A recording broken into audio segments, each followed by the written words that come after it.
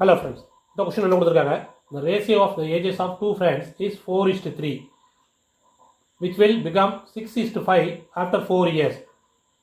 What will be the sum of their ages after 22 years from now? ரெண்டு ஃப்ரெண்ட்ஸோட rage வந்து என்ன கொடுத்துருக்காங்க, 4:3ங்கிற ரேஞ்சில் இப்போ இருக்குது. 4 வருஷம் கழிச்சு அது எப்படி மாறுது, 6:5ன்னு மாறுனா என்ன கொடுத்துருக்காங்க, 22 வருஷம் கழிச்சு அவங்களோட ஏஜஸோட சம்மேஷன் என்ன இருக்குன்னு கேட்குறாங்க. எல்லா கணக்கும் ஃபார்முலா போடணும்னு நினைக்காதீங்க. இப்போ எத்தனை வருஷம் கழிச்சு கொடுத்துருக்காங்க, 22 வருஷத்துக்குள்ளது தான் ஆன்சரு. இப்போ 2 பேருக்கு 22 கூடிச்சுன்னா மொத்தம் 44 கூடியிருக்குமா, அது இதுலேருந்து கழிங்க. இதுலேருந்து 44 கழிச்சிங்கன்னா வரும் 6, இங்கே 44 கழிச்சிங்கன்னா 8, இங்கே 44 கழிச்சிங்கன்னா 12, இங்கே 44 கழிச்சிங்கன்னா 14. இப்போ கடைசி பாருங்கள், இதோட அடிஷன் பாருங்கள் 7. எது 7வது வாய்ப்பால் வருது, இது 7வது வாய்ப்பால் வராது, இது 7வது வாய்ப்பால் வராது, இது 7வது வாய்ப்பால் வராது, இதுதான் 7வது வாய்ப்பால் வரும். இதுதான் ஆன்சர். ஏன்னா சம்மேஷன் வந்து என்ன கொடுத்தாங்க, 7 மடங்காக இருக்கணும். அப்போ இதுதான் 7 மடங்காக இருக்குது. இப்போ இதுதான் ஆன்சர்.